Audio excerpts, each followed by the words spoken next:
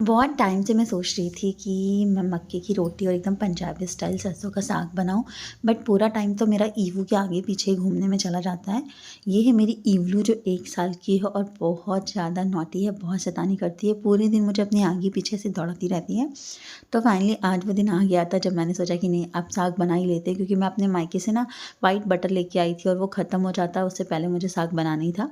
तो मैं आ गई सब्जी मार्केट। यहाँ पे मैंने बहुत ढेर सारे साग देखे, बहुत सारी वैरायटी थी साग की। इस टाइम ना बहुत सारे साग आते भी हैं विंटर में, तो कुछ ही महीने आते हैं। मैंने सोचा नहीं, आज तो टाइम निकाल के बनानी है।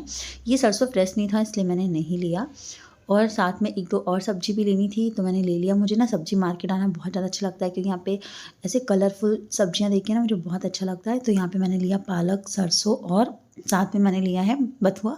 सोया मेथी मैंने नहीं लिया, बस ये 3 चीज़ों को मिक्स करके मैं बनाऊँगी। तो 1 केजी मैंने लिया है सरसों, आधा केजी लिया है पालक और आधा केजी लिया है बथुआ। ये सब लेके मैं घर आ गई और ये वो सो गई थी, तो अभी वो सो के उठी है। अब मैंने उसे दूध पिला दिया है और अब इसे दे दिया है दादी को।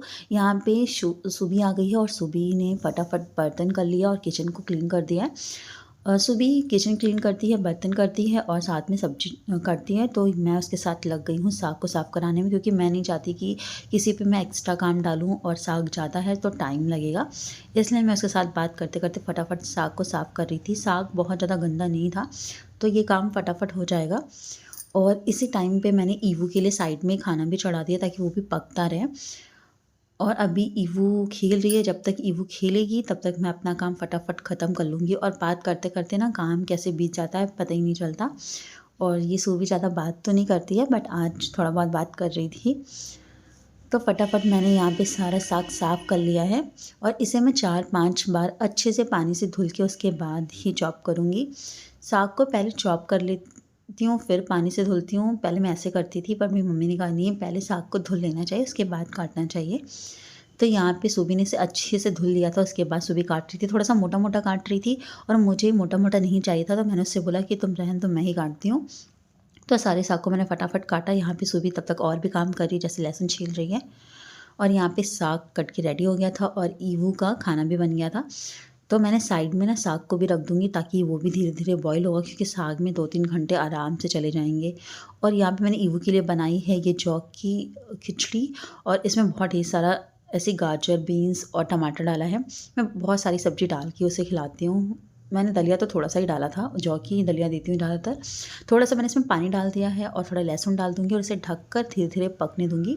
गैस की फ्लेम को लो ही रखूँगी ताकि ये जले ना। और मुझे थोड़ा सा इसे गीला गीला बनाना था ना, इसलिए मैंने पानी डाल दिया है कि थोड़ा सा गीला गीला भी रहेगा और लगने का चांस भी नहीं रहेगा। ईवू का खाना ठंडा हो गया था, तो मैंने उसे गर्म कर लिया है, ताकि वो ना ठंडा ठंडा खाना पसंद नहीं करती है, हल्का सा गर्म ही खाती है। यहाँ पे मैं फटाफट ईवू को खिला रही हूँ। जब मैं ईवू को खिलाती हूँ, उसके बहुत सारे टॉय उसके पास रख देती हूँ, ताकि वो उसमें बिज़ी रहे और आराम से खा लेती है, परेशान नहीं करती है। उसे जितना खाना होता है वो उतना ही खाती है, और जब नहीं खाना होता तो उठ के चली जाती है। ज़्यादातर मैं उसे अपने हाथ से ही खिलाना पसंद करती हूँ, और उसे हाथ से ही खाना अच्छा लगता है। यहाँ पे साग धीरे धीरे कम हो रहा था, मतलब गल रहा था। मैंने पूरा साग एक साथ ही चढ़ा दिया था, क्योंकि बार बार टाइम निकालना पॉसिबल नहीं है, और मैंने सोचा जब मैं खाऊंगी उस वक्त छौंक लगा लूँगी, इसलिए उबाल के खोट के सारा इकट्ठा ही रख देती हूँ। अभी साग ने बहुत ही सारा पानी छोड़ दिया था, और इसे बीच बीच में चला रही थी ताकि ये जले भी ना, और अच्छे से मतलब पक जाएगा। अभी शाम को चाय का टाइम था, इसलिए मैंने इसे थोड़ा सा नमकीन दे दिया है। अभी मम्मा यहाँ पे चाय के साथ नमकीन खा रही थी, तो मैंने इसे थोड़ा सा दे दिया। बाहर की चीज़ें मैं इसे बहुत कम देती हूँ, और ज़्यादा खाती भी नहीं, 1-2 दाना खाएगी, बाकी तो गिरा देगी। बट ये इसमें बिज़ी रहेगी ना, तो मेरे लिए अच्छा होता है कि मैं इसे दे दूँ। यहाँ पे जैसे मैं घोटने वाली हूँ, ये लकड़ी का होता है, मक्खन निकालते हैं। बहुत टाइम से यूज़ नहीं हुआ था, इसलिए पहले मैंने इसे अच्छे से वॉश किया, फिर थोड़ी देर एकदम गर्म पानी में डाल के छोड़ दिया है। अब मैं इसी से काफ़ी देर तक साग को घोटूँगी। फर्स्ट टाइम कर रही थी ना, तो हाथ बार बार दुख रहा था, इसलिए थोड़ी थोड़ी देर पेचीज़ कर रही थी। बच्चे जो देखते हैं वही सीखते हैं। ईवू अभी 1 साल की है, और वो सबके पैर छूती है। वो मुझे देखती है दादी बाबा को पैर छूते हुए, तो उसने सीख लिया है, और वो अपने भाई को ना बहुत ज़्यादा प्यार करती है, बीच-बीच में उसे किस करती रहती है।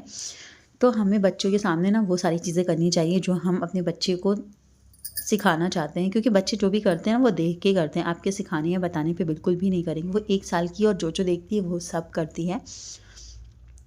और अभी उसे गोदी में नहीं बैठना है, तो वो फिर जल्दी पूरा दिन ऐसे पूरे घर में नाचती रहती है, एक कोने से दूसरे कोने में, और मुझे इसके पीछे पीछे जाना पड़ता है, कि कहीं चोट ना लगे, और इतना देखने के बाद भी ना कहीं चोट लगा ही लेती है। साग अच्छे से घुट गया था, इसमें मैंने 2 टेबल स्पून पानी में घोल के मक्के का आटा डाल दिया था। बहुत से लोग बेसन में डालते हैं।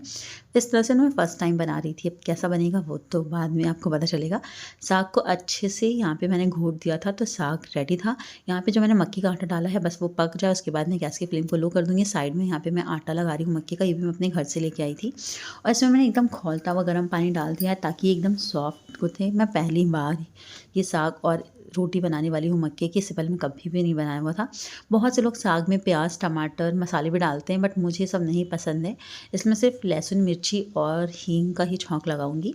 और जो भी साग था वो सब मैंने इस कढ़ाई में डाल दिया है और 10 मिनट ऐसे ही चलाते हुए इसे पका लूँगी, जो कि थोड़ा भी एक्स्ट्रा पानी है ना वो सब भी सूख जाएगा, क्योंकि बहुत पतला नहीं रखना है। थोड़ा पतला साग तो मैं इस बार बनाऊँगी।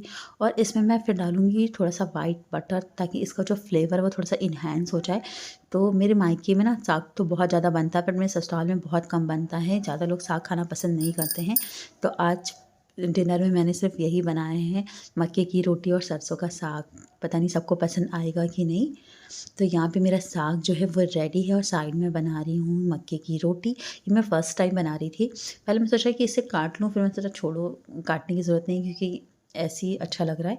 फूली फूली सी मक्के की रोटी बन रही थी। मैंने पहली बार बनाया था, बट सब कुछ अच्छे से बन गया है।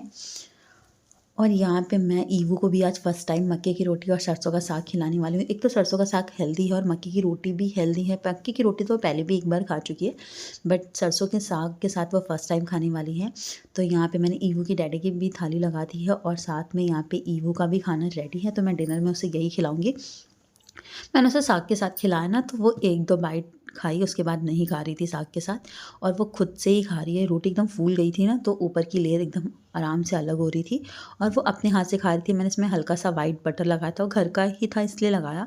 मैं बहुत ज़्यादा घी या बटर ईवू को बाहर कभी नहीं देती हूँ। अभी वो 1 साल की है, तो जितना पॉसिबल हो पाता है मैं उसे घर का ही खिलाने की कोशिश करती हूँ। बाहर का बहुत कम या ना के बराबर ही देती हूँ, क्योंकि बड़े होके तो इससे यही सब करना है, बाहर का ही खाना है और मैं उस वक़्त रोक नहीं सकती। अभी पॉसिबल है कि मैं उसे जितना हो सके उतना हेल्दी खिलाऊँ। डिनर करने के बाद अभी वो लग गई है अपने काम में। उसका काम होता है कि सारी चीज़ों को इधर-उधर फैलाना, पूरा रूम एकदम फैला के रखती है, सारे कपड़े उठा-उठा के लेके आती है, जो भी उसे मिल जाए और इधर-उधर फैलाती रहती है। मेरा काम होता है उसके टॉय, कपड़े सब बटोरना, तो ये फिर से फैला रही है।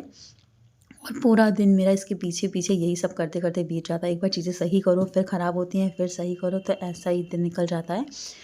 तो अभी मैं इसे थोड़ी देर बाद दूध पिला के सुला दूँगी। आज मैंने इसे थोड़ा-सा और कपड़ा पहना दिया है, क्योंकि ईवू की दादी कह रही थी कि अभी ठंडा ज़्यादा हो रहा है, तो इसे अच्छे से पहना के रखो, नहीं तो बहुत जल्दी सर्दी लग सकती है। तो ये अपने काम में बिज़ी है। तो ये था मेरा आज का व्लॉग। अगर आपको व्लॉग अच्छा लगा है तो आप कमेंट करिएगा, चैनल को सब्सक्राइब करिएगा।